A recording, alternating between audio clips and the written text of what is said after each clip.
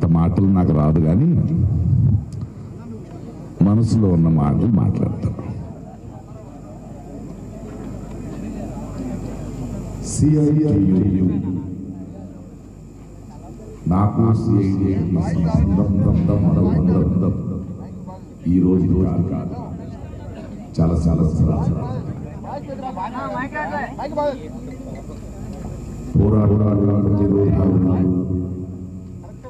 నేను నాటకం చేస్తున్నప్పుడు మూలంగా ఇదే చేస్తూ వచ్చి నేనేం ఇప్పుడు కొత్తగా సమాజ కార్యక్రమంలో ఇక్కడ కళాకారులను చూస్తుంటే ఇలాగే నాకు 18-20 ఏళ్ళు ఉన్నప్పుడు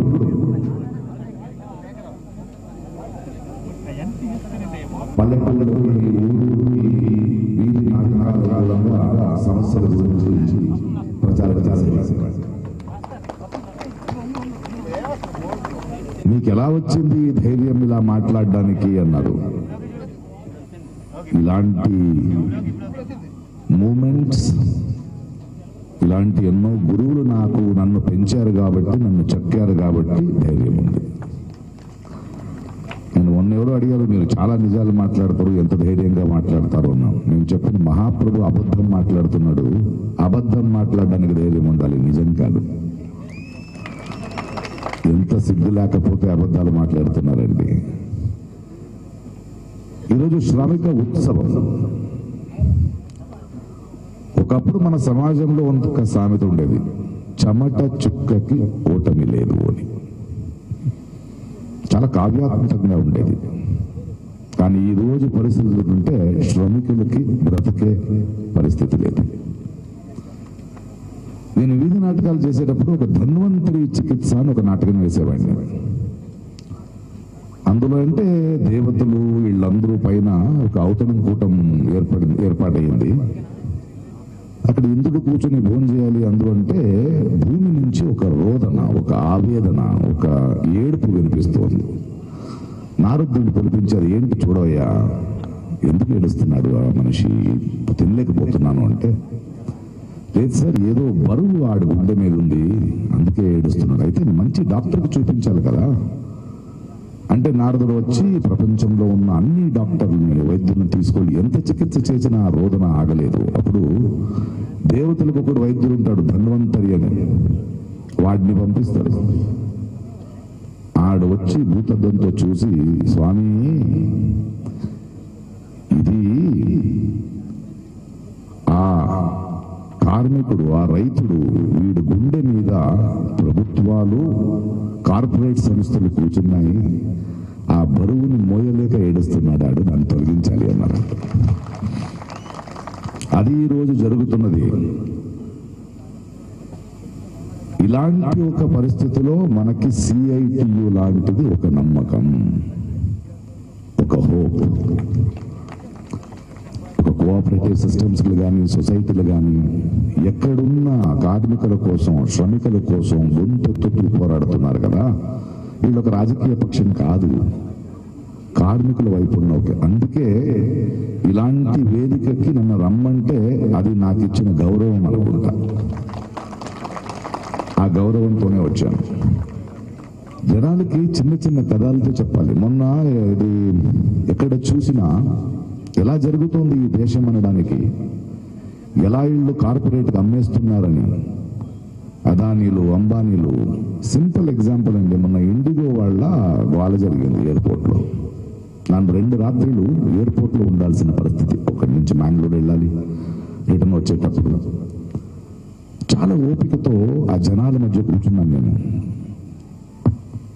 6 గంటలు 7 గంటలకు బయలుదేరాల్సిన ఫ్లైట్ ఈవినింగ్ వెళ్ళేసరికి 4 అయ్యింది. జనాలను చూస్తూ ఉన్నాను. దీనికి మూల కారణం ఎవరు? ఒకప్పుడు మన దేశంలో అన్ని రాజకీయ పార్టీలు వాళ్ళ బలం చూపించడానికి రౌడీలను పెంచారు. ఆ తర్వాత రౌడీలు చెప్పినట్టు వినాల్సిన పరిస్థితి వాళ్ళకు వచ్చింది. ఈ రోజు కార్పొరేట్లను అలాగా పెంచారు. మనం అర్థం చేసుకోవాల్సింది, ఒక ఎయిర్పోర్ట్ ఇండస్ట్రీలో మొనాపలి ఒక ఇండిగోకి, ఇంకొకటి వదిలేసి మిగతా వాళ్ళు లేరు. వాడేం చేస్తాడు? నా మాట నువ్వు అంటాం. జనాలు మనం ఏమవుతున్నామంటే, మనం ఎలా ఎక్స్ప్లెయిన్ చేయాలి, నాకు ఎలా కనిపించిందంటే, ఆడపిల్లలు, ముసలోళ్ళు, చిన్న పిల్లలు ఎవరు మనల్ని తంతున్నారని తెలియకుండా తిరుగుతున్నారు ఎయిర్పోర్ట్లో. అది అదాని ఎయిర్పోర్ట్. ఒకరోజు కూర్చున్నాడు నా దగ్గర కాఫీ తాగుతూ, సార్ పొద్దున్న నుంచి నాకు 12,000 రూపాయలు ఖర్చు అయింది సార్. అదేంటారు, కాఫీకి 360 రూపీస్ సార్. ఎయిర్పోర్ట్లు మారుతున్నాయి అంటున్నారు, కాదు, చెయ్యి మారుతున్నాయి.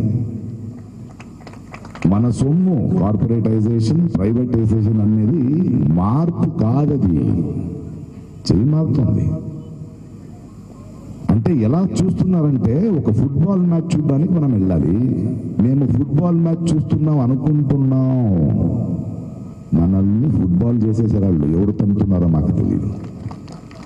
అలా తిరుగుతున్నారు ప్రజలు. ఏం చేయాలి దీనికి? గొంతెత్తాలి, పోరాడాలి. అదొకటే దారి, అదొకటే మార్గం.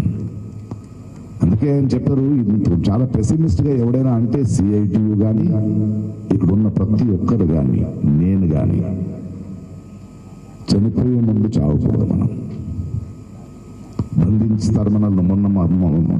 మన ఎవడైనా గొంతేస్తే ఉమర్ ఖాలిద్ నుంచి అందరినీ బంధిస్తారు. నేను వాళ్ళకి ఒకే చెప్పా, నువ్వు ఒక్క పక్షిని పంజరాల్లో పెట్టినా అది పాడేది స్వాతంత్ర్యం కోరుకున్న పాటే, దాన్ని బంధించలేవు. అండ్ నాలాంటి వాడిని నువ్వు ఏం చేయలేవు. ఎందుకంటే ఏమండి, బాగున్నారు కదా ఇండస్ట్రీలో, బాగుంది కదా మీ లైఫ్, మీరేంటి కార్మికుడు కాదు, రైతుడు కాదు, అలా కాదండి. అది నా బాధ్యత. వాళ్ళ గొంతు అవ్వాలి, అవ్వకపోతే ఎలా అది? సో ఈరోజు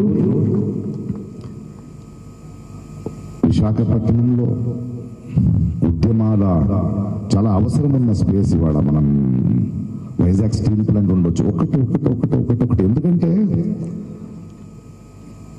మధ్యాహ్నం ఒక పత్రికా నిధులు చెప్పాను, అమ్మేవాడు కొనుక్కునేవాడు ఉంటే ఓకే, మన ప్రభుత్వాలు వాళ్ళే అమ్ముకున్నారు ఆల్రెడీ. వాళ్ళు అమ్ముడుపోయారు ఆల్రెడీ. ఇవాళ మీడియా అమ్ముడుపోయింది, ప్రభుత్వాలు అమ్ముడుపోయాయి. ఆయన చెప్తున్నాడు కదా, మనువాదాన్ని అమలు చేయడానికి ప్రయత్నం చేస్తున్నారని. మొన్న 26న మనకు సంవిధాన దివస్, కాన్స్టిట్యూషన్ డే. 26వ తారీఖు భారతదేశం ధ్వజం ఎగరాలి. ఒకరోజు ముందు భాగధ్వజ ఎగరిస్తున్నాడు మహాప్రభు, చెయ్యిలు వణుకుతున్నాయి ఆయనకి. ఐడియా ఏంటంటే నెక్స్ట్ ఇయర్ 26 ఆదిక్కడికి రావాలని. మనువాదాన్ని అమలు చేసే ప్రయత్నంలోనే ఉన్నారు. దానికి ఒక ఎగ్జాంపుల్ కూడా చెప్పి నా మాట ముగిస్తాను. భారతదేశం ఒక సరోవరం అయితే అందులో బ్రహ్మ రాక్షసుడు ఉన్నాడు, కనిపించట్లేదు. నేను మీరు ఆ సరోవరం మీదున్న కమల పువ్వు ఉంది కదా, దాంతో పోరాడుతున్నాం, అది బీజేపీ. కానీ పోరాడాల్సింది దాన్ని కాదు, దాన్ని పెంచుతున్నా, దాన్ని సబలీకరణం చేస్తున్న ఆర్ఎస్ఎస్ తో పోరాడాలి. వాళ్ళు కనిపించరు, వాళ్ళు బీజేపీ రూపంలో ఉంటారు, లేదా వేరే పార్టీ పేరులో ఉన్న రాష్ట్ర ప్రభుత్వాన్ని కొనుక్కుంటారు. వీళ్ళు అమ్ముడుపోయారు.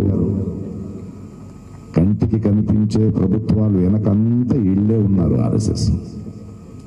దాన్ని వేరు సహితం మనం తీయాలి. దానికి మనం నిరంతరంగా మాట్లాడుతూ ఉండాలి. నిరంతరం నేను ఉన్నప్పుడే గెలవాలని లేదు.